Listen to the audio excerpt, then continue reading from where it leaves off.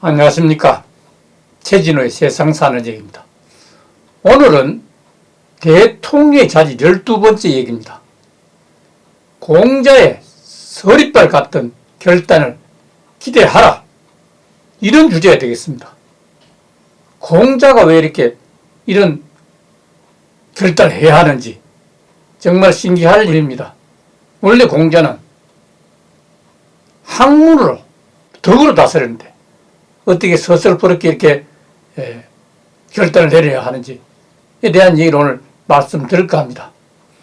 이거는 대통령 자리 12번째 얘기에서 보는 것과 마찬가지로 우리나라 현재 선거와 너무나 많이 닮았다는 생각을 지울 수가 없어서 말씀드리는 겁니다. 공자는 BC 551년부터 479년까지 72년 동안 노나라 사람으로서 당시 공자의 7대손 공빈이 지은 동의열전에 따르면 동의국은 중국 대부분과 한반도와 일부 일본까지 포함해서 당시 사방이 천리밖에 안 되는 당시 중국과는 너무나 차이가 많았습니다. 그러니까 그 당시는 동의국이 중국 전체를 지배했다 이렇게 생각할 수 있겠습니다. 그때 공자는 큰 나라 사람으로서 활솜씨가 뛰어나고 질그릇을 사용했으며 품행이 방정하고 예의범절이 바르기 때문에 공자는 동의국을 동방예의국이라 불렀다는 기록이 아직까지 고스란히 남아있습니다. 지금 20대 대통령 후보의 눈살 찌푸리는 경력과 은행이 도를 넘고 있는 것을 보고 있자니 노나라 때의 어진성인 공자가 51세 늦은 나이에 간신으로서 교활한 소정묘를 잡아들여 가차없이 처형시킨 쾌거가 떠오릅니다. 우리도 이번 선거 결과에 따라서는 한바탕 광풍이 불어 닥칠지도 모릅니다. 공자는 대사구직책을 맡자 말자 7일 만에 노나라 대부로서 극심한 권력 전횡에다 강력한 유력자로서 진보적 사상가였던 소정묘를 제거하는 일부터 실행에 옮겼습니다. 대사구라는 직책은 오늘날 법무부 장관이나 검찰총장에 해당하는 서슬퍼른 강력한 벼슬입니다. 논어에는 이런 사실이 전하지 않았지만 순자의 공자가 소정묘를 사용시킨 이유와 죄상을 다음과 같이 소개를 하고 있습니다. 소정묘란 사람은 공자와 같은 시대의 같은 노나라 사람인데 그런 사람들의 인기에 영합하는 이상한 학문을 가르쳐서 아주 유명하고 인기가 높았던 사람으로서 당시 노나라 조정에서 대부란 관직에 올라 있었습니다. 심지어 공자의 제자들 중에서도 차라리 소정묘에게 배우는 게 낫겠다고 하면서 공자의 학숙을 떠나서 소정묘의 학숙으로 옮겨가는 제자가 많아서 공자 학숙의 재학생이 3번이나 크게 줄어들기도 했다고 합니다. 공자가 노나라의 사부를 관여한 대사구란 관직을 맡게 되자 대사후 취임 첫 조치로 소정묘를 대궐의 국문 앞에서 직접 국문해서 처형하고 그 시체를 3일 동안 백성에게 보여주어 경종을 울렸다고 합니다. 소정묘 처형을 직접 보면서 깜짝 놀란 공자의 12제자 중에 한 사람인 자공이 공자에게 물었습니다. 소정묘는 노나라에서 아주 유명한 사람인데 그를 사형에 처하신 것은 잘못하신 처사인 것 같습니다. 그를 처형하신 까닭은 무엇입니까? 이렇게 물었더니 이에 대해서 공자는 다음까지 대답을 했습니다.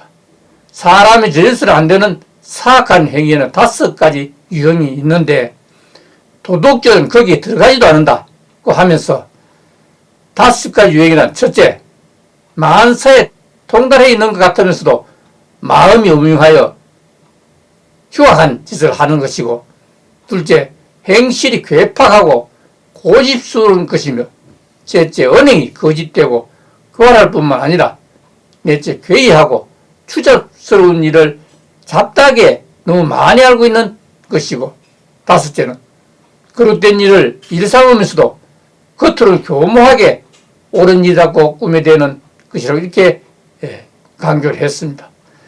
이 5가지 중 한 가지에만 해당되는 사람일지라도 군자의 처형을 면하기 어려운데, 소정면 이 5가지를 모두 가지고 있으면서 소인들 영웅이 되어 있는 사람이니 처형하지 않을 수 없다, 이렇게 얘기했습니다.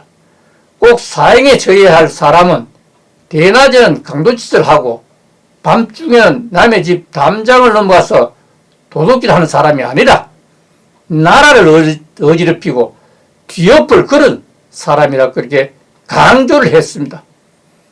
이런 자들은 현명한 군자마저도 의혹을 품게 하는 자이며 어리석은 백성들을 미혹에 빠뜨리고 속이는 자들이다. 소정면은 헛된 이름만 높았을 뿐이며 그것도 아주 유용할 것 같아 보이지만 절대로 써서는 안 될 사람이다.